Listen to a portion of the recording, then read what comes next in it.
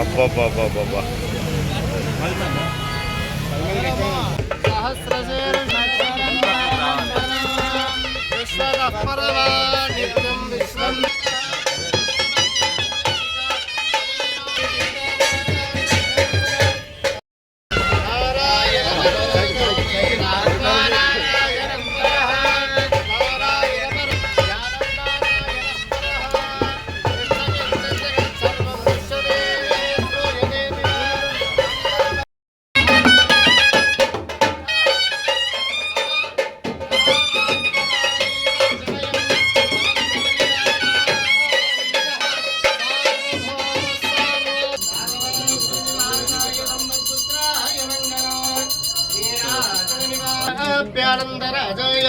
सर्वस्वमोदरात्र उत्तम महद्भवति सर्वस्याप्तै सर्वस्य चित्तै सर्वमेव तेना प्रोति सर्वं जयति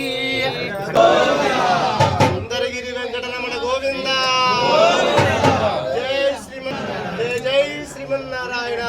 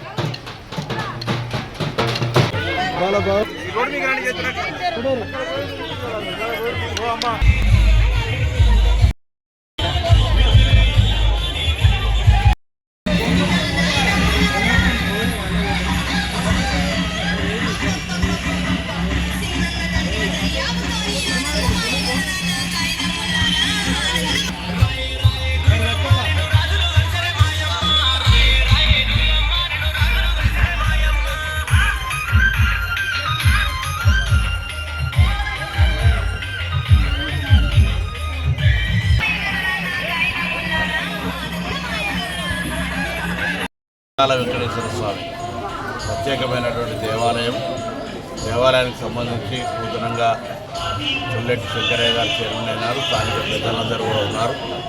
వారి ఆలోచన ప్రకారంగా ఒక కమ్యూనిటీ హాల్ ఫంక్షన్ హాల్ కావాలని, అదేవిధంగా కొండపైకి దారి ఏర్పాటు చేయాలని, దేవాలయం వర్షం వచ్చినప్పుడు కొంత నీళ్లతోటి ఉంటున్నటువంటి సందర్భంగా దాని ఏ విధంగా వాటర్ ప్రభావం పడకుండా ఉండాలనేటువంటి 3 ప్రధానమైన పనులను దృష్టించడం జరిగింది. వాటిని వెంటనే పరిశీలన చేద్దాం. ఎందుకంటే తెలంగాణ ప్రభుత్వంలో దేవాలయాలకు సంబంధించి పూజలు కానీ దానికి సంబంధించినటువంటి పాశ్చాత్యం దాని యొక్క భక్తికి సంబంధించిన విషయంలో ఎక్కడ కూడా నిర్లక్ష్యం జరగకుండా అన్ని రకాలుగా దేవాలయాల యొక్క నిత్య పూజలు జరిగే విధంగా చర్యలు తీసుకుంటా ఉన్నాం. ఇప్పుడు కాళేశ్వరంలో సరస్వతి పుష్కరాలు కూడా ప్రారంభమైనాయి.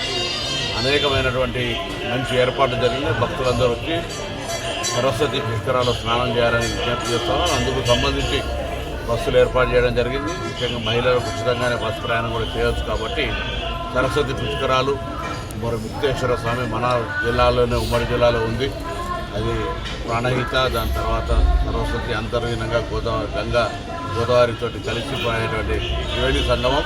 అక్కడ మరి స్నానం ఆచరించి ఆ ముక్తేశ్వర స్వామి శివక్షేత్రం దక్షిణ కాశీలో ఉన్నటువంటి ఆ క్షేత్రాన్ని నిన్ననే పోయి మరి పుష్కర స్నానం కూడా చేసి రావడం జరిగింది గౌరవ ముఖ్యమంత్రి గారితో. సందర్భంలో దైవానికి సంబంధించి ఆశీర్వచనం ఉండాలని, రాష్ట్ర వ్యాప్తంగా పుష్టిగా వర్షాలు పడి రైతులంతా సుఖ సంతోషాలతో ఉన్నట్టయితే రాష్ట్రం అంతా సుభిక్షంగా ఉండి అన్ని రంగాల్లో ముందుకు పోయేటువంటి అవకాశం ఉంటుంది. అందుకే వ్యవసాయానికి సంబంధించి అనేక ప్రాధాన్యత ఇస్తాను.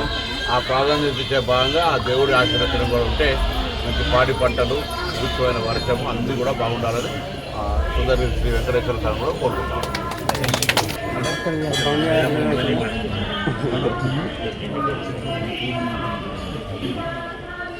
మా స్నేహితుడు